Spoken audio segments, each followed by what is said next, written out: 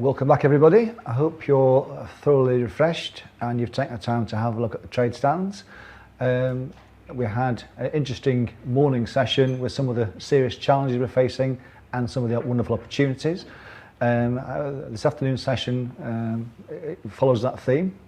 I'm going to talk in a moment about some of the challenges and opportunities we've got around applied research funding, and then we're going to talk about some of the challenges around what's happening post-Brexit with our issues with borders and control of bringing of plants, etc., and financial sanitary controls at borders. And then the last section of the afternoon will be on the challenges and the solutions and the work that's going on around tomato brown rugose fruit virus. So, this first session I need to introduce myself because I've been one of the founder members of this. Those of you who haven't heard, the Growers Better Levy Group has been funded to solve a real problem that we've got with the industry. If I could just have my next slide, I've got my colleague helping me. Thank you very much. So what's the Better Levy Group all about? Well, what it's about is solving some of the challenges that we've had around the future of applied research because of the ballot that was posted recently. Now, what's happened? Better Levy Group is brought together by a number of growers, and I'll speak about that in a moment. But what I want to get across to you is what the Levy Group is itself. It's about giving agility, speed, an opportunity to get return on investment, allow applied funding to be able to get enhanced capital tax relief, R&D tax relief, also to get funding from UKRI, BBSRC, Defra, etc., etc. So avenues for funding that up to date really we've been struggling from. So, on our next slide, please. The reason it came into being was this. We had notification that the AHDB ballot was going to be formed. It was put together by particularly vegetable growers who were really against the ballot. Sorry, not against the ballot, against the AHDB, and it's particularly the statutory levy funded process and the way that was managed by AHDB. Now, what we've done as tomato growers, and it was this time last year that the Tomato Growers Association had already started looking at what is the future of applied research, and we were looking at something that we were calling the Protected Crops Association. The idea there is that we have, rather than just have a TGA, we widen that to bring in cucumber growers and other allied industries, so that we've got a single voice from a larger base. With what happened, unfortunately, with the ballot, as you can see, you know, we actually widened this, and we've now had a much more sector-wide and much stronger response as a result. So, as I say, TGA started the work, started formulating the plan, and then as things changed, we were able to react to it. Now, is that the next slide? Sorry. Allied to that, at the same time, we had the change programme, the strategy from the AHDB that was started to look at the next 5 years, so the 2021 to 2026 window, growing in British agriculture and horticulture. This was going on at the same time, and we started discussions, and I had lots personally with Nicholas Sapphire, the chairman of the AHDB at the time, looking at this 5-year plan and to understand where the future of funding for applied R&D and I in horticulture would be. As part of the discussions, we demanded a real push for radical change and the changing governance, so more grower control of the funds that were raised and how those funds were spent. You'll see from this slide, and I hope you can see it, they're not the best colours unfortunately, but we went through the ballot at the beginning of this year, 11th of January this year, and the results were disappointing. So 61% of those balloted said no, and 39% said yes. But they were asked the question, do you want to effectively to pay a statutory levy? And the answer was a resounding no. This was followed not long afterwards with a similar result from the potato sector on 22nd of March, where it was 66% no and 34% yes, effectively the same outcome. As a result of this, Secretary of State George Eustice has said, you know, the industry has spoken, we are going to make changes to the SI statutory instrument following this vote, which is basically it will go. However, that leaves a vacuum which the GBLG have stepped into.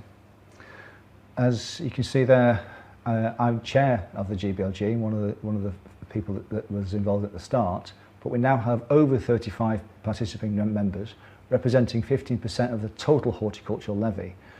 But more than that, we represent a very big proportion of the larger organisations and those people that have driven and grown their businesses through the use of innovation and R&D and recognise its value. It tends to have been the smaller levy payers who have decided not to pay it, not want to pay it, and that's where the no votes come. It's been on a one person, one vote basis. Democracy has spoken. It's a number of votes, not as a percentage of levy collected. So, although we've got all the sectors, I'm actually very impressed that I'm actually speaking and have what's the word, a consolidated response from such a wide sector. So we're talking to the ornamental sector, in that itself is split into trees and herbaceous and bedding plants and everything as well. So that sector is with us. Obviously tomatoes, because we're one of the leaders of it, but with cucumber guys. We're also talking about fruit, soft fruit, top fruit, field veg, leafy salads, all sorts, all sectors, as well as potatoes, all talking as one voice. And I'm very, very delighted to be able to say that. What we've done, we've had regular meetings. And when I say regular meetings, I think we're at 65 now. And most of these meetings are in excess of an hour. So that's a lot of commitment in effectively, what's that, 9-month period. And it shows the depth of commitment of the rest of the industry to drive a solution to this. And we are pushing really hard because we see a lack of urgency within Defra, which is now leading to a vacuum where we end up with no planned R&D. What do the people who do the R&D for us do? Where do they go? And we want to make sure that we don't lose those key personnel out of the industry, because once they've gone, they've gone. And it's been years in building up that research base. So we need to make sure that that doesn't disappear. What we are proposing is that we start an independent, grower-managed, grower-governed research agency called the GRA, the Growers Research Agency. Now this idea would be that a small statutory levy would be charged, levied and collected by AHDB, but those funds would pass across to the GRA and they would be spent there. Now the idea is that that levy is just mainly to bring everybody in, to cause inclusion, to make sure that everybody's part of the club, and then as pieces of work are either required or found to be, opportunities found, then they can be funded at a sector by sector basis. Very similar to the panel basis, but this is a grower panel, grower sector panel. So we have control of how it's spent. We can raise a voluntary levy. Because we're outside the statutory levy. A statutory levy is what's termed as a parafiscal tax. What that means is that's seen as public money. And when you have public money such as that, you're not able to get tax relief on it, and it limits how much other funds we can go. We can't go to Defra and UKRI, etc., to fund research that we could do in any other way. So by not having it, we're able to access more funds, and we have better governance of what it is that we want to do. Hope that makes sense.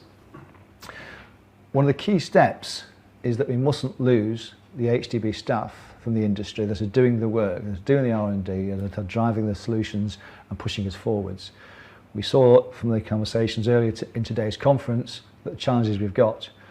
We are here and we are strong as an industry because we have worked really hard with R&D and innovation in the past, and that needs to continue. And for that to continue, we need the people, we also need the funds, and we need to increase the funds, not reduce them.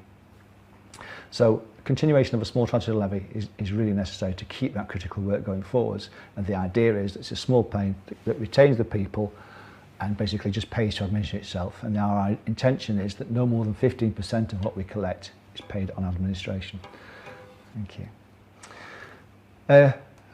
I'm saying that here that a larger voluntary levy will be necessary, and it will. And I think that we shouldn't shy away from that.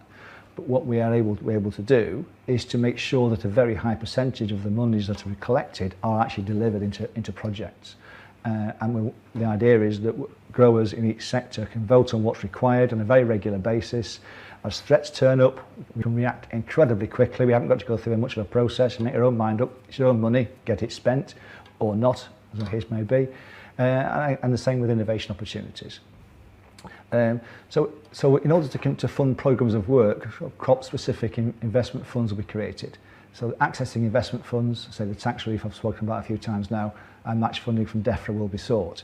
And will be sought in significant volume. We are already talking to Defra number level, I'll talk about in a second, talking about actual number of millions of pounds that we are talking about here. We are looking for numbers above £100 million to come into this industry at an applied level, which has never happened before and is what's required to drive us forward.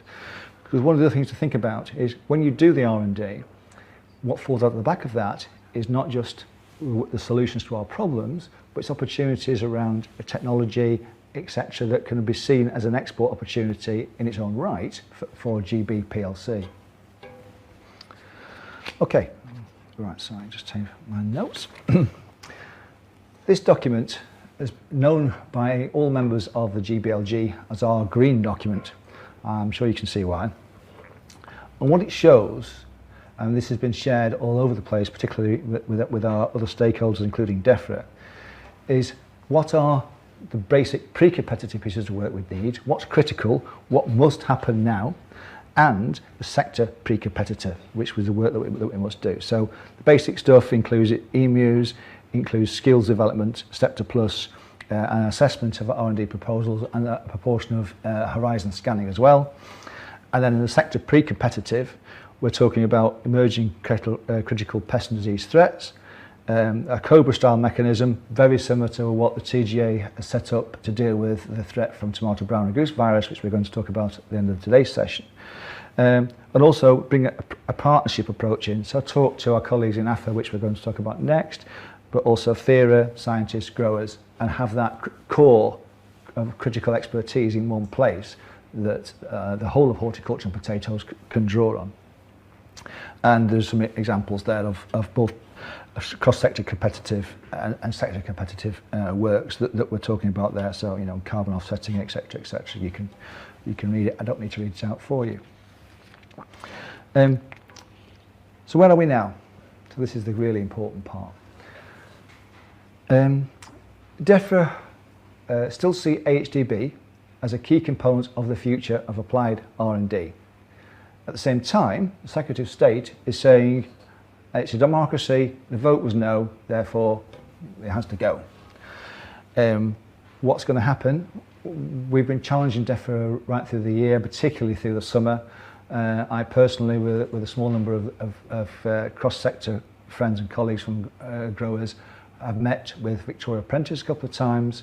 We've had numerous Teams and Zoom calls with Defra officials at all levels, as well as Minister Prentice, although we haven't yet managed to speak directly to the Secretary of State, but we have got a message to him very strongly. The timeline at the moment is one of concern for a number of reasons, and I'll start with the main one. The parliamentary process to change the SI, the statutory instrument, so that there is no levy, is involving a consultation which will start at the beginning of October. This will run through to November, about a 6-week period. On the outside of these, or the results of that, will then form the basis of legislation that's put before Parliament in the new year, so February time, and with the end there, at the end of March 2022, the levy for horticulture will go. That's great. That's going to take 9 months from now.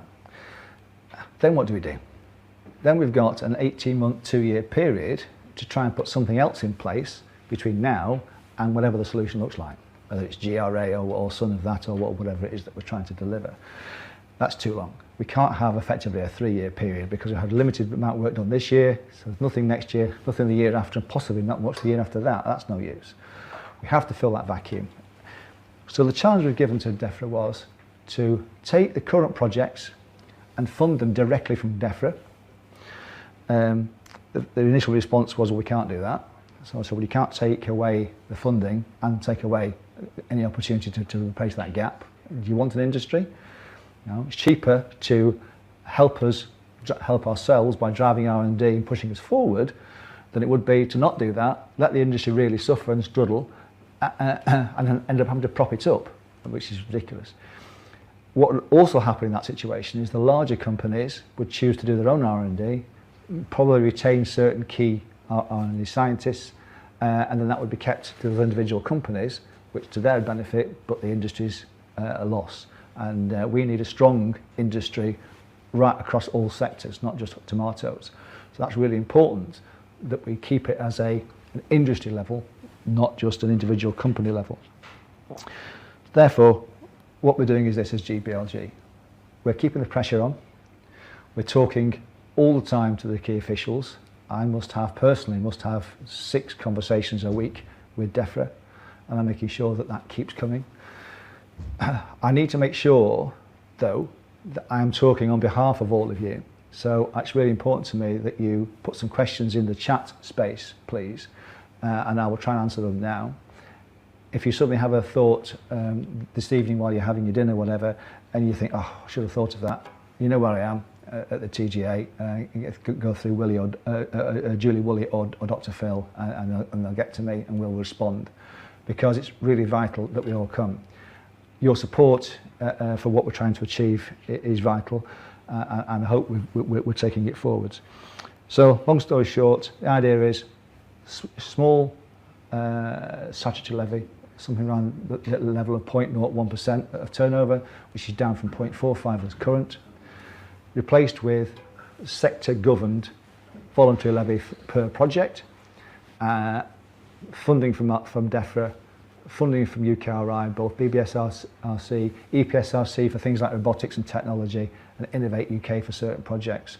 We had very good close links with all those organisations as the TGA, and we've done a lot of work on that previously.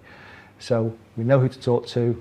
We just need the handcuffs taking off us, and we can hopefully deliver a very bright future and help us to really lead the world with R&D, which is what my ambition is for research in UK tomato growing. So thank you for that, and I'm just going to see if we've had any questions here. Right, we're saying that clearly the vote is split. Is this a contentious issue? That's a really good question. And it's saying there, how do I persuade those that voted no to get on board with a continuation of a statutory levy, even if it's small? Well, I'm doing that on a number of levels. I'll give you an example. Earlier this week, I had a chat with the British Growers Association, who had a meeting of their members, and I gave a presentation. And growers who had voted no said, had I given that presentation before they had the ballot paper in their hand, they'd have voted yes. They are behind what we're trying to achieve, so we are now starting to get yet another level of engagement with other sectors, and that's really encouraging and really important. Somebody else has asked how they get involved with the group. Send an email into the TGA office, and we'll definitely get you involved. We want as many people involved as possible, so yeah, don't hang back. Yeah, really keen to get involved. If you want your voice there, we're a friendly group, but do be advised, you will be spending some time on Zoom calls once you get involved with our group. Growers can't simply establish their own independent organisation to fund research. Yes, we could. Absolutely we could. I've been the chairman of the technical committee of the TGA for, I'm actually not sure now, it's about a quarter of a century, which is incredible. Can't know where that's gone. The reason I've stayed involved for that long is we have a phenomenal organisation in the TGA Tech. We have respect of the scientists, we have respect of the funding bodies, and we have respect, I believe, of our industry to solve the problems and grab the opportunities. So TGA is probably the best single sector organisation to grasp that opportunity and run off on our own. We can do that, but we've got a voice of one sector of the industry. If we really want to be talking to the Secretary of State and putting his arm up his back, we need the whole industry, cross-sector, and including potatoes. So that's the reason for that. And the last question there, I can see, does a cross-sector hort group like the GBLG have a larger role beyond these initial steps? Absolutely. The GBLG, the Growers Better Levy Group, was formed and its name was there to deliver a solution to a particular problem. That will lead on to the GRA, so the Growers Research Agency, because that's what it's doing then, it's doing research. And you know, I'm not worried about the names, by the way. I just want to make sure we deliver it. So if anybody's got a better name, by all means, shout. I think I've covered the questions that have been asked in the group there, just making sure before I wind this section up. I will just add this thing. Big opportunity as well as a challenge. We're going to make sure we keep the people, that's most important. Then we need to make sure we keep the projects going, and then we need to make sure where the future is. And the future has to be from now. So please support us. If you've got particular problems and challenges, please share them. You know, we are the voice for you in our R&D, and yeah, we will continue to work really hard to achieve what I believe is the right way forwards. Okay, thank you. That note successfully delivered, I hope.